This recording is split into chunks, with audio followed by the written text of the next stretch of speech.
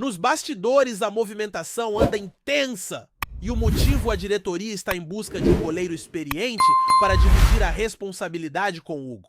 Mas não é só isso. A ideia não é simplesmente ter uma sombra para pressionar o jovem arqueiro, mas sim contar com alguém que possa agregar no dia a dia, oferecendo suporte, ajudando nos treinos e, claro, assumindo o gol com segurança sempre que o titular não estiver disponível. O nome que está ganhando força é de um velho conhecido do futebol brasileiro, mas que há mais de uma década trilha seu caminho na Europa. Estamos falando de Matheus Magalhães. Sim, ele mesmo. O goleiro que começou no América Mineiro e que está há mais de 11 anos no velho continente. Quem acompanha futebol há um bom tempo talvez se lembre de um volante que brilhou no Palmeiras, bastante querido pela torcida, que inclusive chegou a vestir a camisa 10.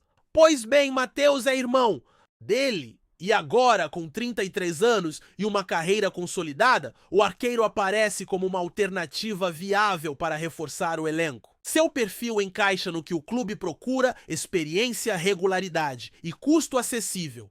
Matheus tem uma trajetória respeitável. Em 2011, ele deu seus primeiros passos como profissional no América Mineiro. 3 anos depois, desembarcou em Portugal para defender o Braga, onde se firmou como titular absoluto. Foram 10 temporadas completas pelo clube português, sempre com um número alto de partidas disputadas. E mais na temporada passada ele foi emprestado ao Ajax da Holanda, onde jogou 10 partidas e deixou uma boa impressão. O empréstimo acaba em julho, quando ele volta ao Braga Clube, com o qual tem contrato até meados de 2027. Mesmo assim, há uma sinalização clara de que Matheus está aberto a retornar ao Brasil. Segundo informações obtidas, junto aos representantes do jogador, ele já está considerando a possibilidade de atuar novamente por aqui e o interesse do clube brasileiro é real. Já houve conversas com o staff do goleiro, embora não se possa afirmar que exista uma negociação oficial em andamento. O que se sabe é que ele está sendo avaliado como uma das principais opções para a posição. E isso faz sentido, afinal, tratar-se de um atleta com uma bagagem sólida, com passagens por ligas competitivas e atuações em alto nível. O currículo pesa, e pesa a favor.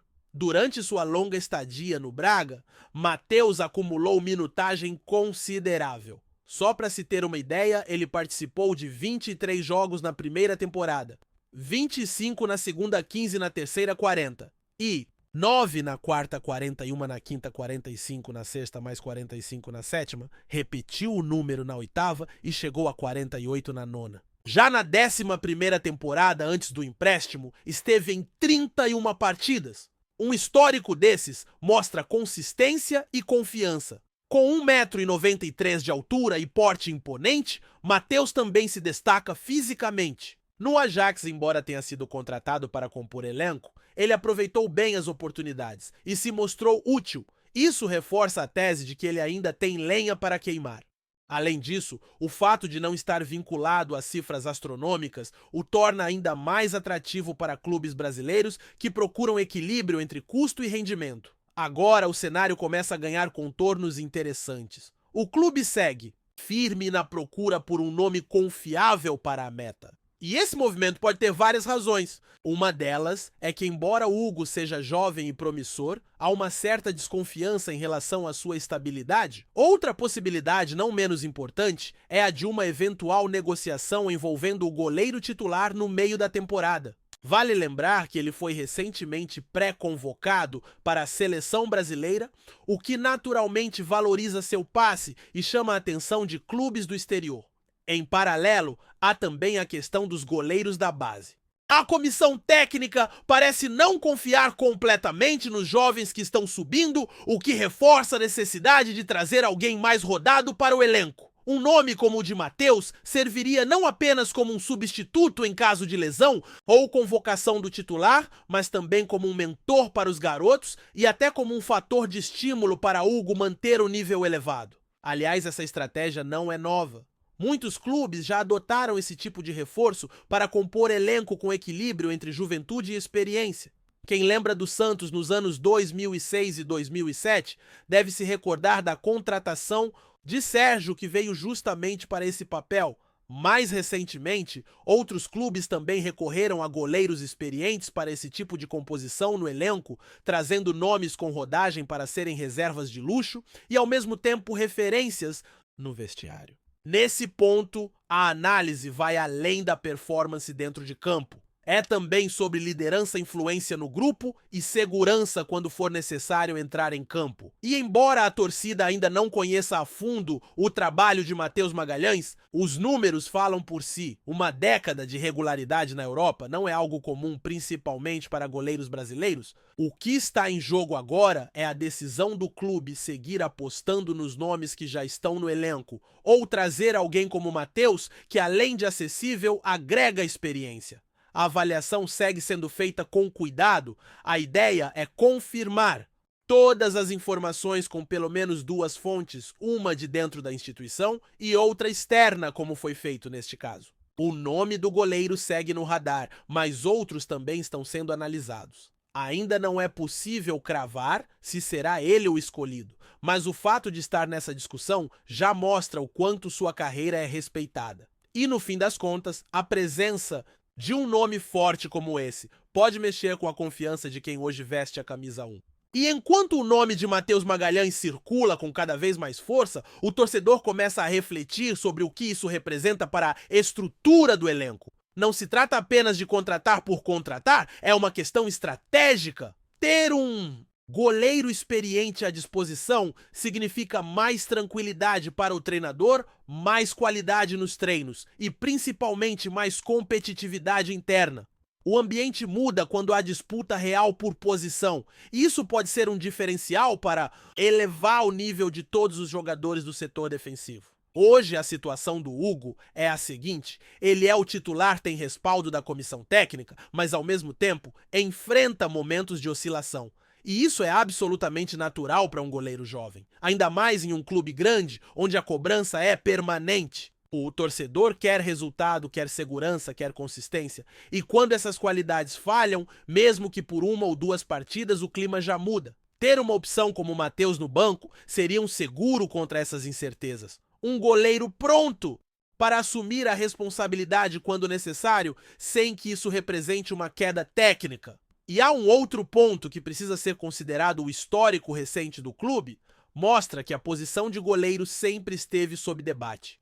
Houve momentos de instabilidade, trocas inesperadas e até improvisações. Em temporadas passadas, os problemas com lesões ou suspensões criaram verdadeiros dilemas para a comissão técnica. E ninguém quer ver isso se repetir em uma fase decisiva de campeonato. A ideia é simples: prevenir ao invés de remediar. E é por isso que o nome de Matheus surge com tanto peso. Mas por que ele e não outro? A resposta está na regularidade. Poucos goleiros brasileiros conseguiram se manter por tanto tempo no futebol europeu com sequência de jogos. Muitos vão, mas poucos ficam. E entre os que ficam, menos ainda, conseguem ser titulares por vários anos em um mesmo clube. Isso mostra que há confiança, competência e uma leitura de jogo diferenciada. Matheus não é apenas alto e forte fisicamente, ele também é técnico, tem bom posicionamento e uma leitura de bola aérea muito refinada, algo que é valorizado em ligas como a portuguesa e a holandesa. No Braga, ele passou por diferentes treinadores, diferentes elencos e diversas reformulações. Ainda assim, manteve seu posto. E mais, foi peça importante em campanhas continentais, jogos eliminatórios e decisões locais. O clube confia tanto nele que renovou seu contrato até 2027 mesmo, sabendo que ele já está em uma fase mais madura da carreira. Isso diz muito sobre sua postura profissional. Ele é daqueles jogadores que mantêm o foco, treinam forte, lideram pelo exemplo. E isso dentro de um elenco com jovens da base pode ser fundamental. Outro ponto que precisa ser destacado é o custo-benefício. Em tempos de finanças apertadas e necessidade de reforçar várias posições ao mesmo tempo, encontrar atletas com rodagem internacional que não exijam valores astronômicos e ainda estejam em boa forma física é uma tarefa difícil. Matheus se encaixa nesse perfil. Ele não chegaria para ser titular absoluto, mas também não seria um simples reserva. Seria aquele jogador pronto para jogar, mas também disposto a contribuir fora de campo. Um nome que soma e não apenas preenche espaço. Claro que existem outras opções sendo analisadas. A comissão técnica não quer errar nessa escolha. É preciso considerar também o perfil comportamental do atleta, o quanto ele se adapta ao estilo de jogo do time, se consegue lidar com a pressão e se aceita bem a condição de eventualmente começar no banco. Até aqui, as informações indicam que Matheus entende o momento da carreira em que está. Ele quer jogar, quer ser útil, mas sabe que pode começar como peça de apoio. Isso por si só já mostra maturidade. E esse tipo de postura faz toda a diferença no dia a dia de trabalho. Vale lembrar que o futebol atual exige cada vez mais de seus goleiros. Hoje, eles não são apenas os defensores da meta. Eles participam da construção de jogo, iniciam jogadas, precisam ter um bom passe e muitas vezes servem como o primeiro atacante na saída de bola. Matheus, com anos atuando em ligas que valorizam a posse e a troca de passes, teve tempo de sobra para evoluir nesse aspecto. Não é à toa que o Ajax o contratou. O clube holandês, famoso por sua filosofia ofensiva, não leva qualquer goleiro. Se ele foi utilizado em partidas oficiais é porque correspondeu.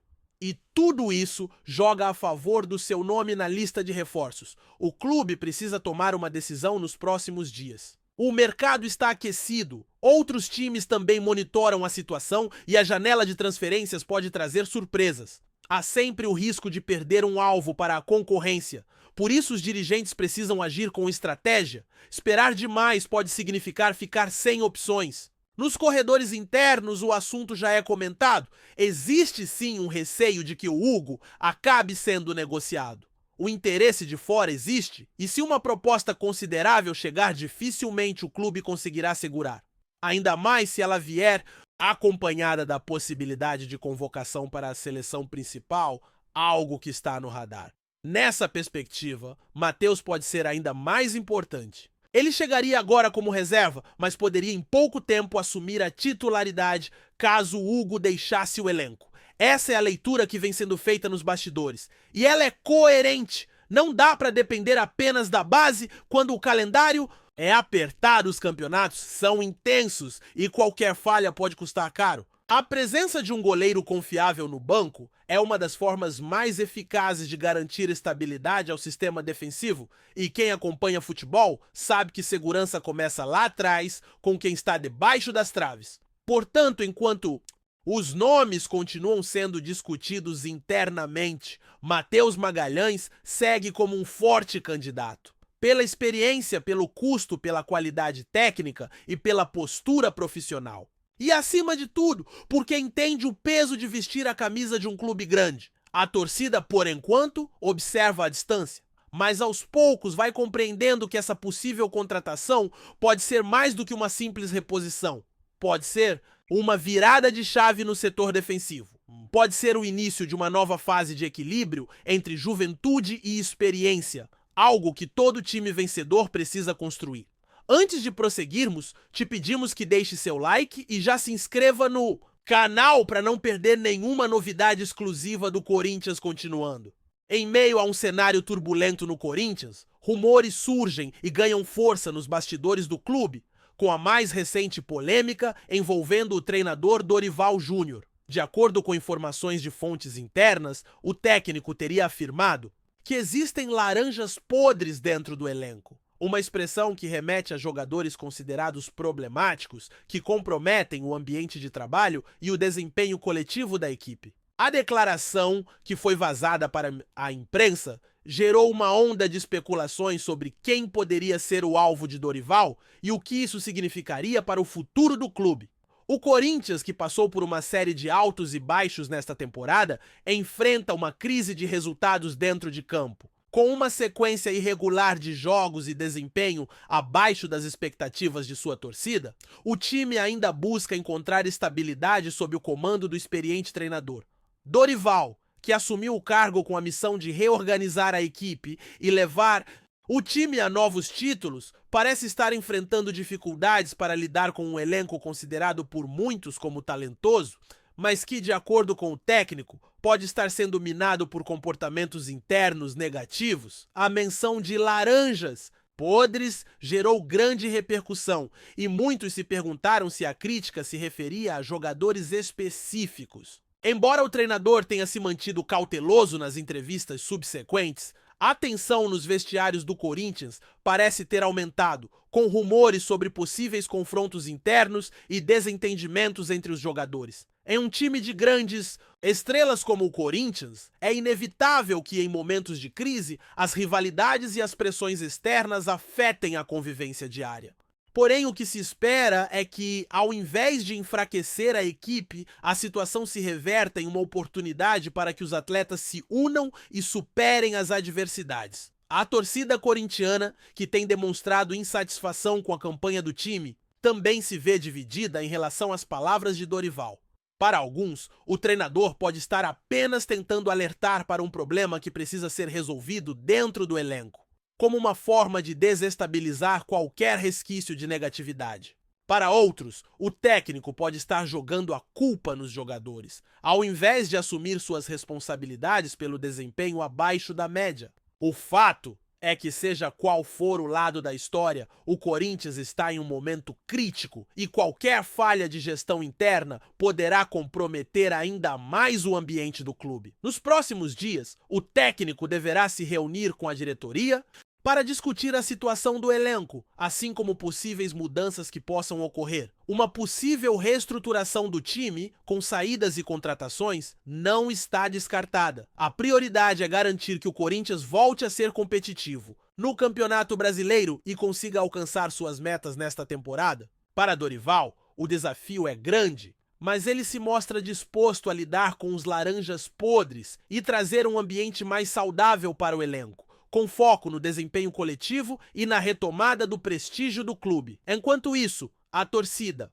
espera que a tempestade interna seja resolvida rapidamente para que o Corinthians possa, enfim, voltar a brigar pelos primeiros lugares no campeonato. O futuro de Dorival no clube pode depender do sucesso dessa reestruturação interna. E a cada jogo, a pressão sobre o técnico e seus comandados cresce. O Corinthians vive uma encruzilhada e a próxima decisão poderá ser crucial para o destino do time nesta temporada. Apresentamos as últimas notícias do Corinthians diariamente. Inscreva-se no nosso canal e deixe o seu like para continuar recebendo informações exclusivas. Não se esqueça de compartilhar a sua opinião sobre essa notícia nos comentários, pois sua participação é crucial para o Corinthians. Até o próximo vídeo, fiel!